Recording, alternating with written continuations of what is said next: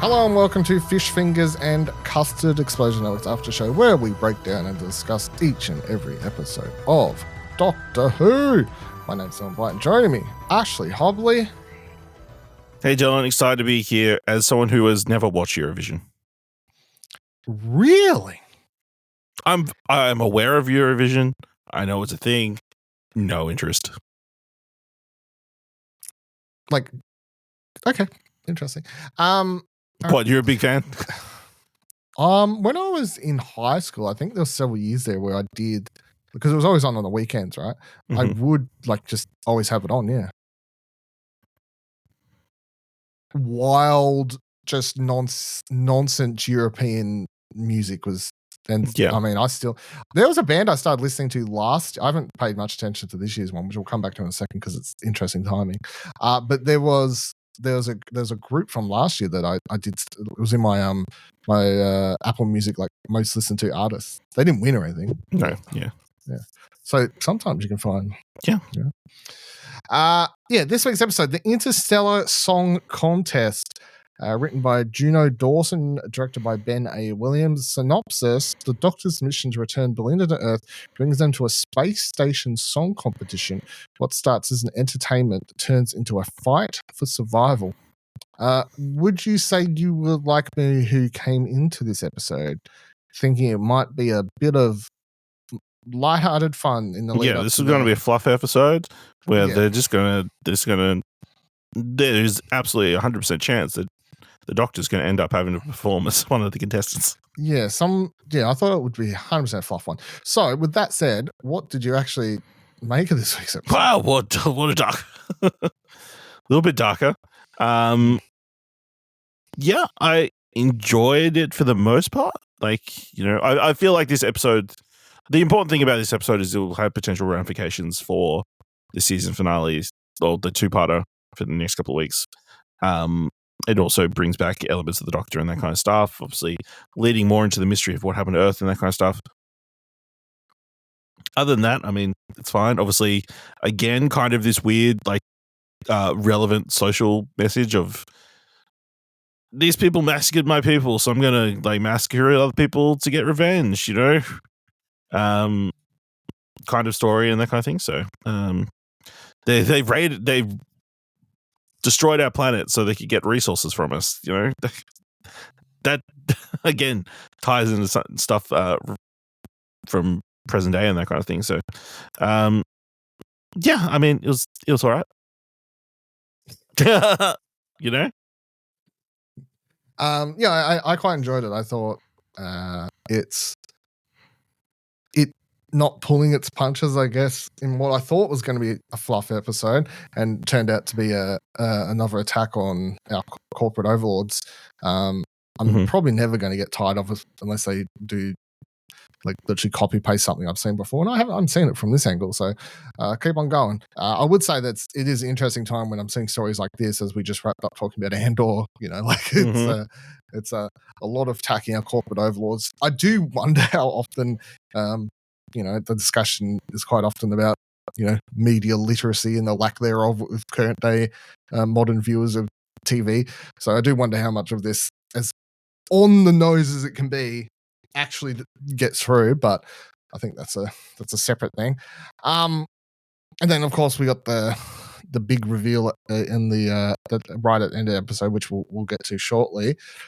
Firstly, I just want to say, very funny to me that Rylan Clark, they got someone who's not an actor. Well, I don't believe is an actor.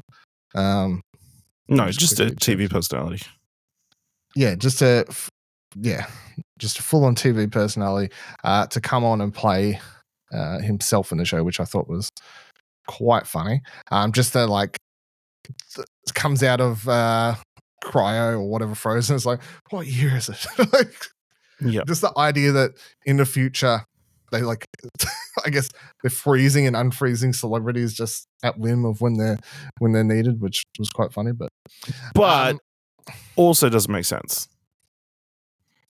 Well, they could have unless they got him from.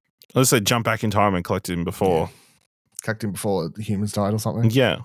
Or you could just say he's like an android version of him, or a recreation by a clone. Yeah, or whatever. But we know it's the real one, so that's what makes it, I guess, funny. Yeah.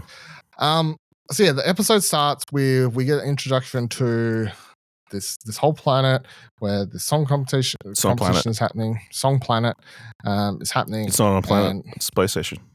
Oh, space station, sorry. Space station where the song contest is happening. It's definitely not Eurovision, but it's 100% Eurovision. 700 and something was the number, I believe. It was like 803. Was it? You got the exact number, do you? Because I don't.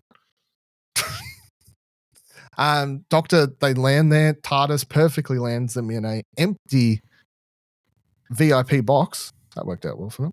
Mm-hmm. And as they're enjoying the festivities, I don't know, the competition, I guess, as it's playing out. And we do see some wild contestants during this, including, I think, halfway through the episode, they cut to the screen, and I'm pretty sure it's just a little trumpet creature or something. I don't know what was going on there, but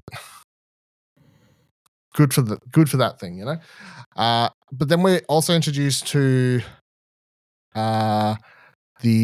there's a group of people who come into the. I'm trying to find actors real quickly, but maybe I'm not going to be able to do that because what the Hellions? Freddie Fox is that. So you got this. Hellions. They come in. Well, I recognized him from something, by the way. It was the other thing, and I was like, he's Hightower, is what I found out after I looked him up.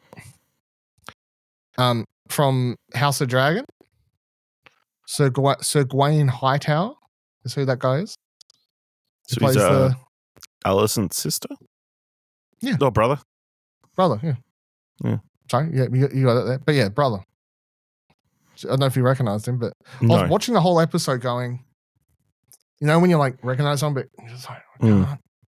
And then when I looked up after, I was like, oh, that makes sense. That's where I would have seen him from. But so him and this other girl played by is it, God damn it, why is this thing hates me? Don't know. I can't find it. I've lost it. No, is this person Nina? Yeah. Yeah, I think so. Yeah. Kiruna Stamell. So they basically. Oh no, Nina's the person trying to keep it all together. Oh, then it's, I guess, a Morgan Kinsley Smith. I'm going to go with. Maybe, I don't know. No, Whedon. Yeah, Iona Anderson. Iona Anderson. There you go. I'm just going to cast this. So they basically hold the TV station at ransom, and then they switch over what's been shown to the, what they call it, the dress rehearsal for what's been actually shown to the going out to the broadcasting stream. They explain, and this does make sense, I guess. They explain that the reason that there's no signal, the signal's controlled by them, and there's no phone signals there, and all this sort of stuff, is because, of course, if people had that, and you could make a bet halfway across the galaxy before, that'll. Yeah, need to make sure there's no fraud in the betting. In the betting, heavily regulated. It needs to be fair. I totally get it. But yeah, they kidnap it. At first, we don't know why, but yeah, as you said, it's revealed later in the episode the reason the kidnapping is basically because the big overlording corporation behind the song contest, and as we'd seen, the major sponsors of the song contest, sponsor, they're showing adverts that we see early in the episode is for poppy honey, which they got from, they drilled through to and destroyed the planet that those people lived on to get that flavoring. It wasn't even they didn't even make honey out of it. They just used it for flavoring. Just use it for flavoring. Bought the planet, raised the planet, and then burnt all the crop. Which doesn't make sense. Why would you burn it? Because I assume at some point you'll need to use it again. Well, don't you? But in farming, I believe you burn it so you could regrow later. Maybe. I'm no agricultural expert of you. Yeah, but you need to have at least some so you can plant it again. You know what I mean? I don't know. Because some would imply that they took everything and they left it a husk of a planet. You know? I mean, you'd think in the year 21, whatever the hell they're in, that they could take some of it and potentially just duplicate it from that amount. No, big about all organic. Organic flavoring.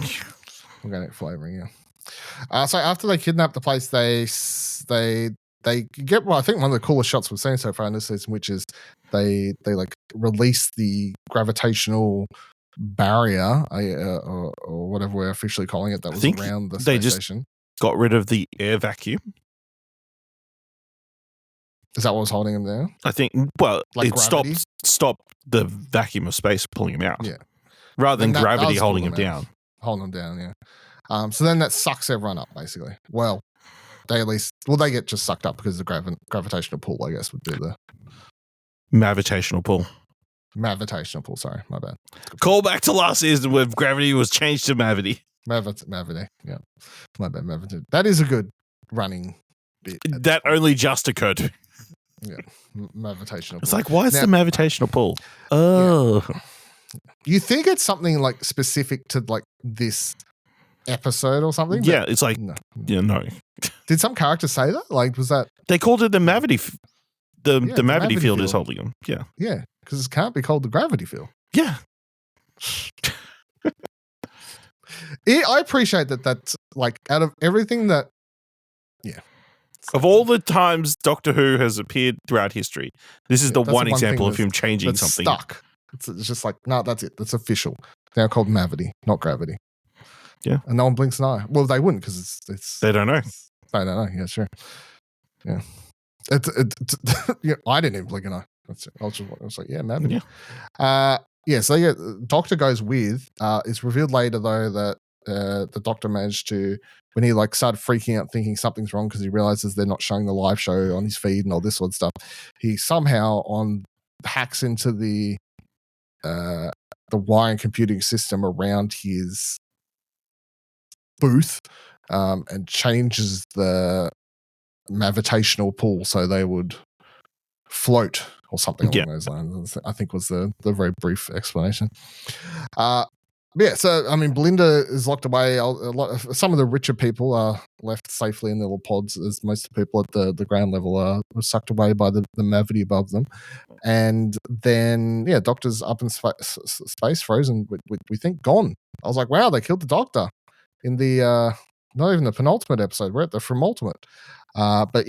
But Belinda has to have watch this all happen, and she starts to make friends with. Do I have her name here? Probably not. Cora. Yep. And her manager, I'm assuming, right? Was assistant, how I took that relationship. Was it assistant? Was it? Okay. It says the Wikipedia page. Okay. Do I trust Wikipedia? Apparently not. No, that's fine. You do. You can trust your Wikipedia. It's a great wish sauce. Yeah, that's true. Better than you quickly typing into ChatGPT what the answer is. What was that one girl's assistant? What was that one? In that one episode of Doctor Who? Thinking. Yeah. I just look at the cast list. I just look at the pictures of actors. That person, right? Yeah. So Belinda's hanging out with them. Now this person is revealed in about 15-20 minutes to have actually been one of the what did we say they were called? Hellions. They from that planet. Now I have to be clear, like obviously they're like demon-esque, I guess, when they've got horns. 100% demon-esque, yeah. And the planet's called. And that's why Hellia. They're called Hellia, yeah. Very sad story here that they could have done more with if this wasn't still a family and kids show, but the fact that this person's shaved their horns off to hide their true identity. Well, it's implied it wasn't done by choice. Oh, I missed that. That's even worse. Yeah. I think she asked if she did that on purpose. And she's, yeah. Oh. Sorry, I must have zoned out for a second. But yeah, I took it as they did it to hide their identity. But I mean, if it's implied that they didn't do it themselves, then that's like sort of a slaving sort of. Potentially. Like. That's why I thought like later on it was going to reveal we were like fucking taking their horns for like for like ivory, on the black market or wild. Okay. Well, that's sort of worse than how I was initially taking it, but either way is bad, I guess. So she's sort of been holding the thing, and I think it's really interesting. Also, just in that scene we get later where she reveals that she was a Hellion. that her manager or whatever we're saying, assistant that you're saying Wikipedia says, that they turn on her like a dime. Mm-hmm. Once this is over, you and I are done. Yeah. All because of the horns. Yeah, it's like finding out someone's. It would be like finding out someone's ethnicity and then turning on them instantly, because they're an ethnicity you don't like, or nationality, sexuality, or religion. Just to narrow them all down. That one might be fair, though. I don't know. Their political beliefs, maybe. You're a Trump voter. No, I wasn't going to say it's completely different. Yeah. Yeah, so I thought that was interesting. We also, so at this point, the Doctor starts seeing in his frozen state images of Susan Foreman, the original his granddaughter, one of the original companions, and his granddaughter, who, of course, we've had mentioned over the years in many different stories. Like Susan's name's definitely especially recently. His granddaughter definitely come up recently, but like it's not like her being mentioned isn't something I'd be like, oh, they said her, like that definitely means she's going to come in, because they've been mentioning his granddaughter since the 2005. Like there would be like random mentions every now and then about Susan. I don't think anything of it. So when she flashed up, the first thought was that actually her? And it is. Like, it's the same actress, which is insane to me. Carole Ford. Yeah. Who is 80 something, I believe. Fucking yeah. Let's have a look. Is that it's 85. Yeah, 1940. So wild. I guess technically 84. Their birthday is in June. Oh, June. So 84, 85 soon, next month. Yeah, isn't that insane? They've got her to come back. And I guess, not to dive too much yet, we'll touch on other things later, but I mean, if they've got her to come back, like, she's not just showing up for this, is she? She's back for next week. So pulling the information from Wikipedia. Davies first approached her about returning to the show when they met at the premiere reading for The Star Beast in November 2023. Ford that she said she believed the Whovian fandom was responsible for her return. Ford scenes were filmed on a closed set with production staff being required to sign non-disclosure agreements. Okay, so she's not interacting with many characters then. Who knows what you can do on a closed set? But yes, probably not many characters.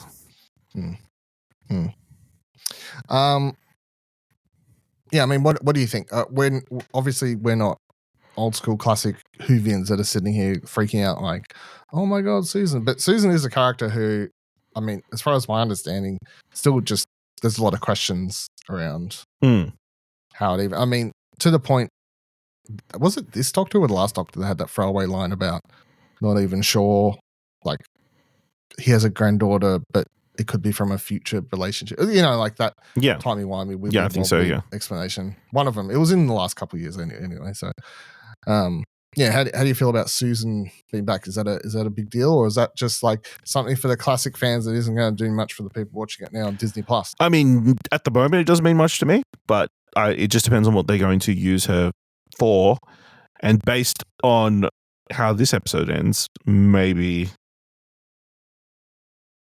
it's a character they want to use more in the future. Yes. Fair enough. So he sees images of her, wakes him up. It's images of her going, grandfather.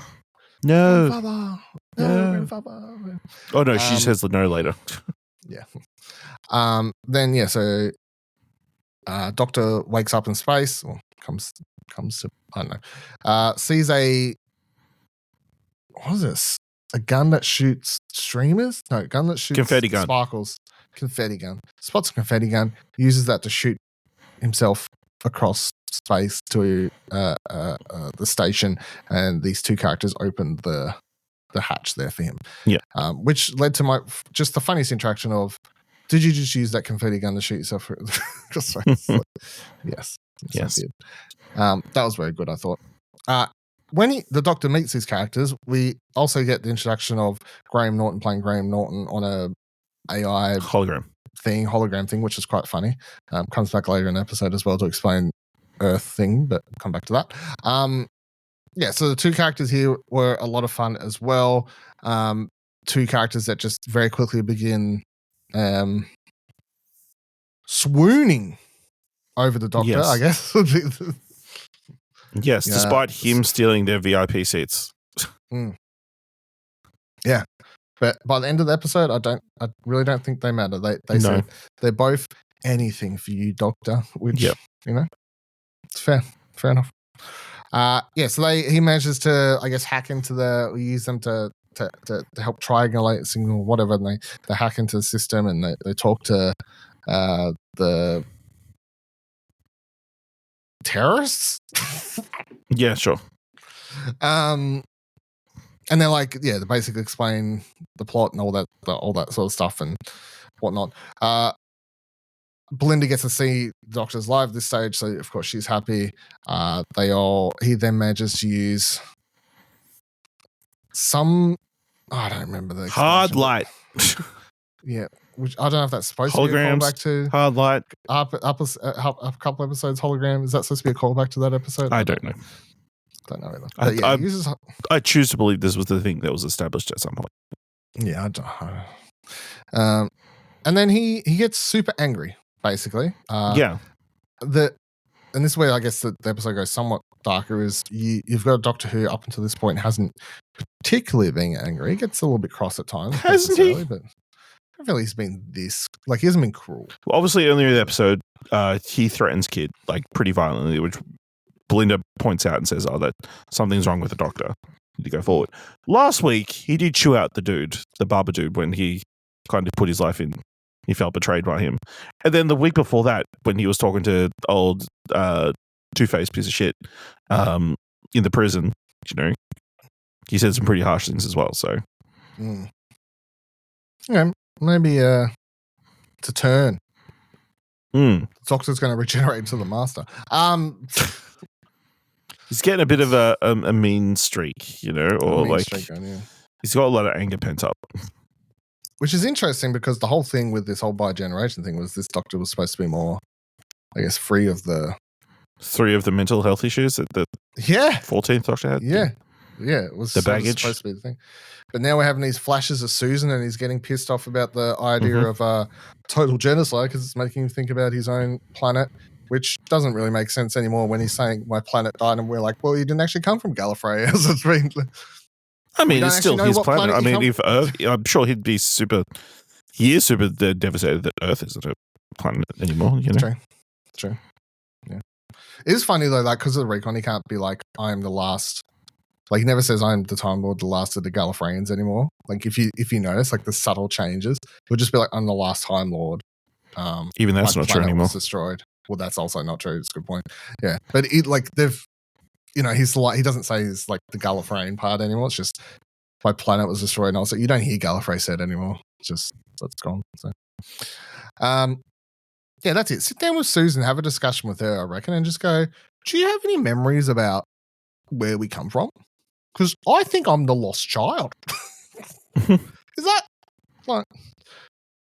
do you know where we come from before Gallifrey? Is that something you were taught? Or anyway, I forgot where it was now. Yeah, so then Hard Light basically tricks the kid to fight with the hologram version of him while he comes in, and at the very last second, defuses the bomb. Basically, that was gonna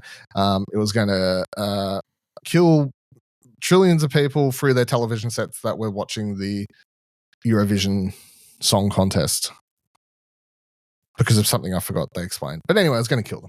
Yeah, there was some sort of sound thing that was going to set everybody off.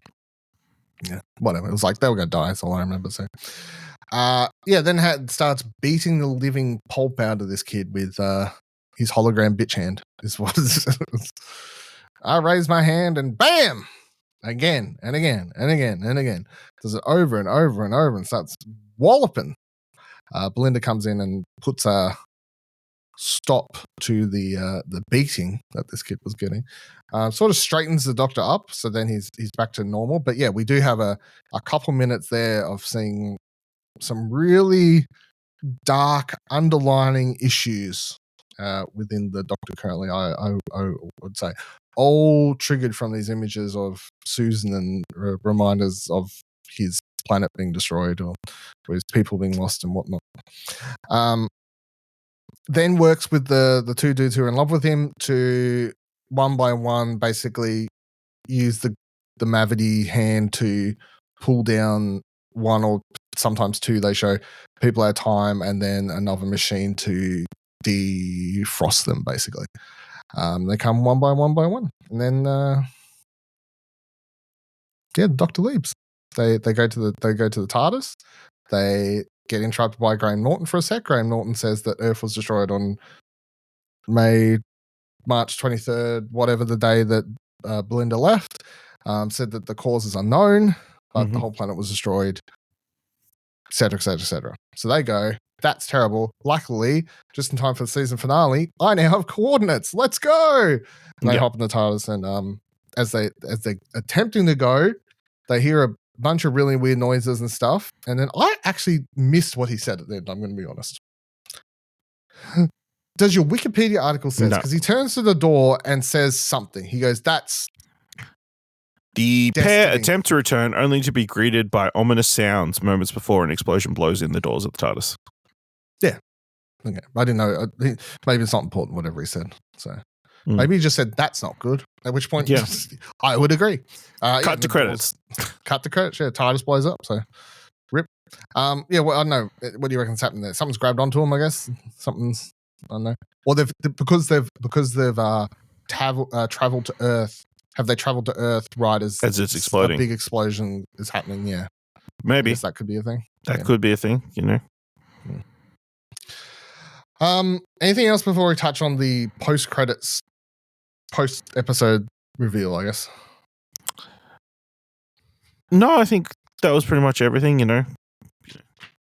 She sang a song, you know, about her people at the end, you know. That was really good. That was good. And it was good that people cheered, I guess. Yes. Unrealistic, because in real life, they'd be booing the entire time, deep-seated. They would be booing the whole time. But, you know, in our fiction, we're allowed a little bit of hope, I guess. Yes. And I did enjoy the ridiculousness of them saving everybody in these VIP chambers as well, you know. Got to speed up saving 100,000 people, you know. Takes a long time. Can't do them one at a time. But they were willing to do it for the Doctor. For the Doctor. Anything for you, Doctor. Anything for you, Doctor. Yeah. Yes. Out of context, that line is really something from an R-rated movie. Anything for you, Doctor. Meow.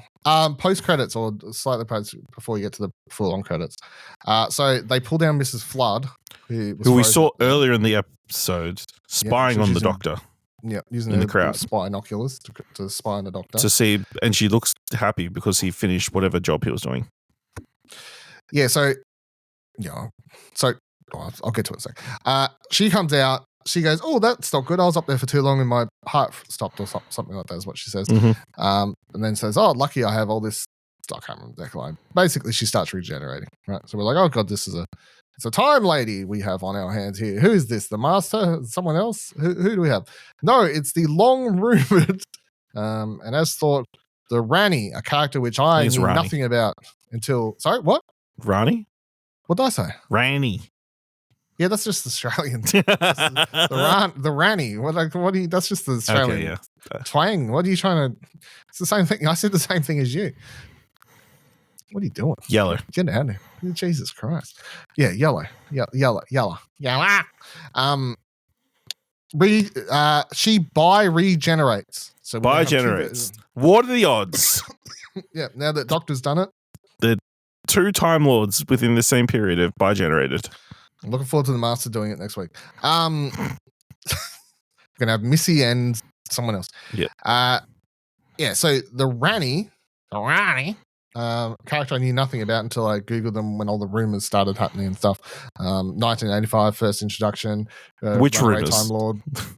At the start of this season, I think I started seeing rumors that that was who Okay. Mrs. Flood was. Because apparently she's been a long-running person that people wanted, and every time there's been a major older female person cast, That is, they've assumed it's her. Yeah, Well, I guess it's one of those things. There's rumors. I remember seeing rumors about it back in Matt Smith's days about certain characters turning out to be. But I think this particular, I remember seeing within the first like 1 or 2 episodes, I saw people posting online. Apparently, there were some leaks. People started posting about them. I happened to see some on social media at one point without truly going to look for them. They said that this is part of the leak. That this was it. It turns out there's one of those times where the leaks were actually true. Or someone had a really good guess. Because they said the leak quickly said the episode will end with Mrs. Flood bioregenerating and turning into. So I think it actually did leak because that's way too specific. Interesting fact. Do you know when the last time the Rani was mentioned in Doctor Who? No, hear me. Space babies. Who mentioned the Rani? The 15th Doctor includes the Rani among list of names used by various Time Lords while explaining his own name to Ruby Sunday. There you go. And that's why the Time Baby came back last week. When the Time Baby came back, it was like all tied together. So yeah, that explains it. That explains that weird scene that does from last week. Yeah. How dare we all doubt that episode for being like a one-off, its own secluded thing? It's really the most important episode in recent Doctor Who history. So she was first introduced in 1985. Apparently, she's a runaway Time Lord who like experiments in humans and stuff. I've never watched any of her stuff, and neither of you. So no. it's not. But so, reading from DoctorWho.tv, official website. Now, alongside Anita Dobson, the Emmy Award-winning Archie Punjabi joins Doctor Who as the Rani, who has been hiding in secrets as Mrs. Flood and meticulously waiting for her time to face the Doctor. Archie Punjabi and Anita Dobson will appear in the momentous 2-part finale Wish World and the Reality War, which will see the Doctor and the Rani go head-to-head in a monumental battle that will send shockwaves through the universe. On joining Doctor Who, Archie Punjabi said, "It seems there's been quite a bit of speculation about the Rani's return, and who can blame you? Kate O'Mara's portrayal was brilliant, ruthless, and forgettable." That's the original actor. Now, under Russell T Davies, she's back, and I'll ask, what in the Whoniverse will we bring to her? Let's just say you might not be ready. Russell T Davies, showrunner, said Ncuti always said he wanted to face the Rani. So after 32 years, she's back. It's an honor to work with Archie. I've been a fan for years, and what a joy to see her twinned with Anita Dobson. It's the greatest threat the Doctor has ever faced, and there'll be even more villains to come.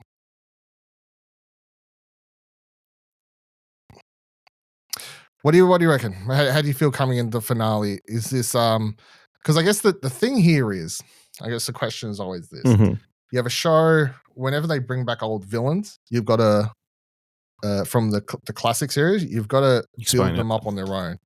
And you can't rely on people having to, do their research or whatever, like, because you shouldn't. That's not good storytelling, really. If you think back to when they first introduced the Master in David Tennant's run, at the first time that particular character had been brought back in the new universe, New Who, it didn't matter if you knew who the Master was or not. Like, just the portrayal and the story and everything sold you on that character, like very quickly. So all I ask is for that same sort of, like, if you're going to tell me a character's the greatest threat and a huge threat to the Doctor, I'm like, I don't need I need that to be shown to me in this episode, not relying on me knowing the history of the character, is what I would say. But yeah, I'm excited. It's always, I mean, to be honest, I'm always excited whenever there's more, like, when the Master's involved, I'm always more excited. Now here's another Time Lord villain, that's exciting. That's how I feel. How do you feel? Yeah, I mean, I feel pretty good. Like, obviously, we've actually been building up to this one, unlike last season where the big bad turned out to be a dragon, the god of death, out of nowhere. So, I mean, it's interesting that obviously Russell T Davies is bringing back a lot of these villains as finale villains. I think is interesting.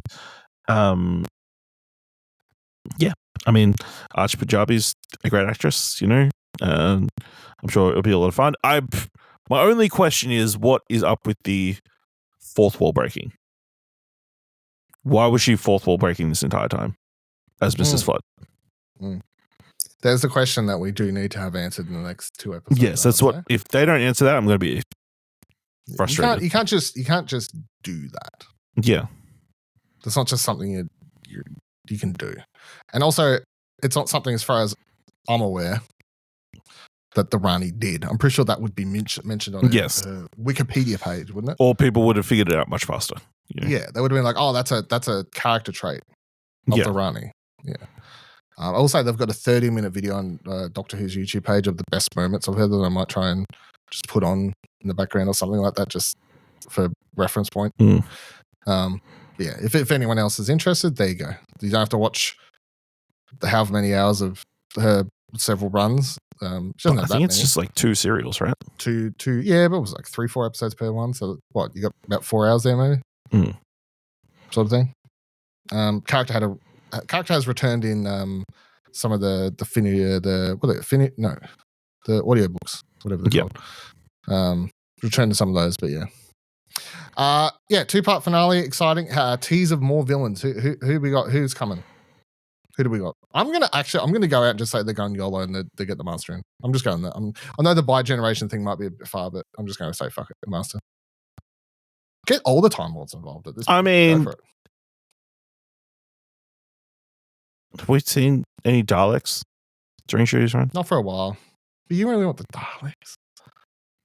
I mean, I want to see Shooty with the classic villains, you know? Yeah, no. But for this particular story, no, I think he was more referring to seasons ahead, you know? Oh, you reckon he's referring to seasons ahead? I thought he was referring to the finale. Finale. Don't know. You know, because it's like he's talking about this actress coming in to play the Rani and saying, and look forward to more villains ahead. In the future. So I think context over the next 2 weeks. Yeah, I'm saying the Master. All right. How would you feel about the Master returning? It depends, you know, who they get. Obviously, you know, pretty recent, like, you know, he was a big factor in Jodie Whittaker's run, so. Yeah. I don't know. It's, what's the actor's name? Sims? From his original run? Yeah. I know who you're talking about. Yep. Him and... him before he became Prime Minister and fucked everything up. Yeah. Yep. And he doesn't realise, you know. Him and the Misty actor again. Just, they bi-generate into their favorite versions. Sure, why not? But, you know, he regenerated in one of our favourite versions, you know, the Doctor. So then winks at the camera and breaks the fourth wall as well. Yeah, sure. They never explain it. Fucking hell. You know? Just bring back the Doctor's daughter, you know, from the one who married David Tennant, you know. We're bringing everybody back who's slightly, you know, tired. You know? What's this? Mission Impossible? Also, you know, do you think his granddaughter dies next week and then she gets regenerated into a character who can stick around on the TARDIS with him? I mean, that could be a thing. Because do we think Belinda's going to be season 3? No, I mean, Belinda's story is always made like she's there to go home. Like she's not there for the long run. So I don't think Belinda's season 3 at all. I think if Susan returns and then regenerates, that does make sense. I think it would be very interesting to do because I think if you compare Susan in the first season show, Classic Who, not in a like, hey, have you watched all the episodes? Because obviously we haven't. But like, if you compare the idea of the Doctor traveling with a couple of humans and another Time Lord, but this is back when the show's first out, so people are just watching it.